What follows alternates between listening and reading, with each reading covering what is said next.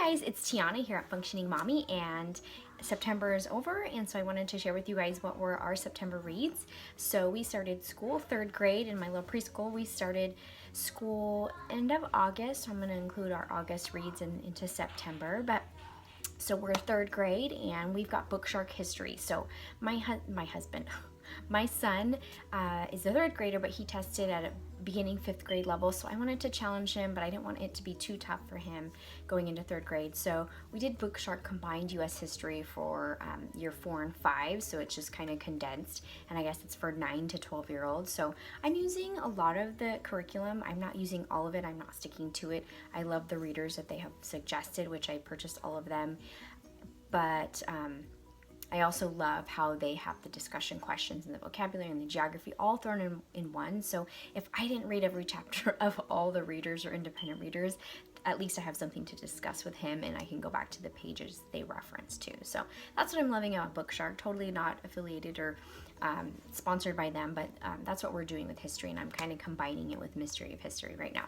So for all of our reads, my son isn't super excited about writing unless he's actually in a mood, and then he'll just like write for, you know, paragraphs or sentences on end. But in general, he's got to be in the mood to read. So what I did is I wanted to kind of let him track, a fun way to track all the reading he's gonna do, and say, you know, at the end of there, look at what we've done.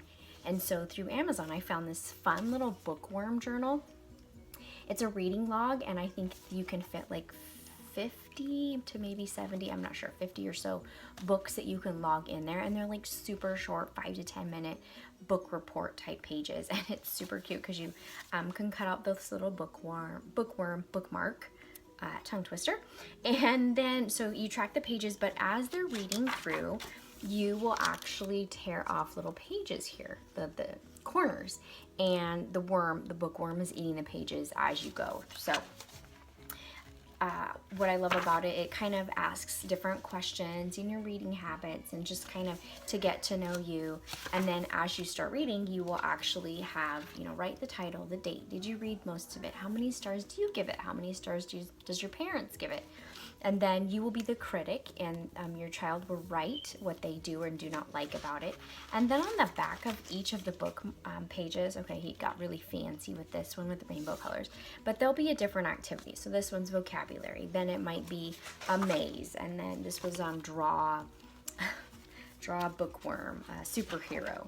Then there's just something different on each page. And so what we did is, starting our school year, we started with just a dollar store, super easy read, The Secret Garden. I did not think my son would enjoy this book at all, but he actually really enjoyed it. And by the end, he was very sad that it was ending. So he didn't want to read the last chapter. Now this is the theme I'm finding with books that he's getting into. So that was our first read. Then, because we were doing U.S. history and Native Americans, our first book was North American Indians. This was a very quick read, and I love, there are some great colorful pictures in it. It goes through and actually takes a bunch of tribes throughout U.S.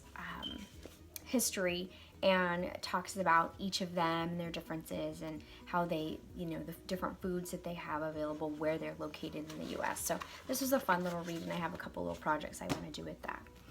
The next Bookshark book recommended for history was Costo. Now I will tell you, when I first saw it, I thought, I don't even know how to pronounce the name, but it's Costo, Blackfeet Twin Captures an Elk Dog, which is a horse. They were the first, one of the first few tribes to have horses in their area, I guess. But this was actually a really great read, other than like the killing of a buffalo or a bison or something. It was a great read. My son loved it, literally in tears when we were on the last chapter.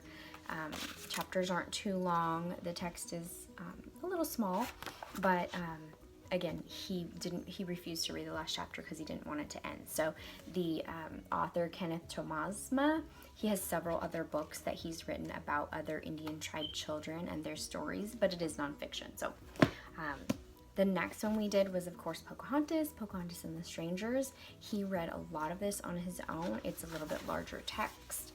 The chapters were actually a little bit shorter than Costo, and he enjoyed this one. I actually enjoyed this one too, so can't do U.S. history without Pocahontas.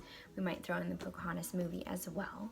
Then the next read that we did, this was mainly a reader that I read to him out loud, so The Witch of Blackbird Pond, and this is by Elizabeth George Spear.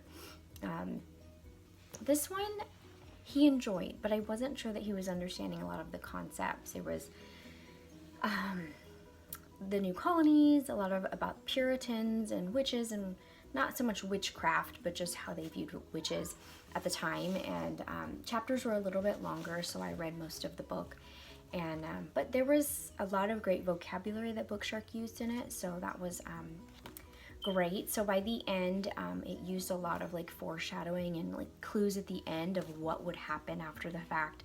So my son was actually sad because he wanted this story to be told and what exactly was going to happen. So I had to help point out the clues to him. I don't want to spoil the ending for you. But this is a really great one, and we used it for geography as well, so there were a lot of places to point out within the book. And then the last book we've recently finished is The Bears on Hemlock Mountain. Now, this one, there's also another one, The Courage of Sarah Noble. The same author reads that, and I see that around all the time. This one, it was a very simple read. Like, I read this probably in like 15 minutes. He read it super quick as well, probably a day. And I don't know, it was just boring to us. It was, the pictures were boring to him because they were like black and blue, very simple. And the storyline, it was okay. So we wouldn't read it again, and I probably won't read it with my daughter when she gets older. But those were our reads for September. So I hope you guys are enjoying your reads so far, beginning of the school year, and subscribe if you want to see more. I'm just going to be sharing things that I'm doing. I'm a YouTube fanatic, so I love watching everybody else's videos. So share with me what you've got, and I'm looking forward to sharing more with you as this awesome school year is rolling. So you guys have a fabulous day, and we'll see you next time.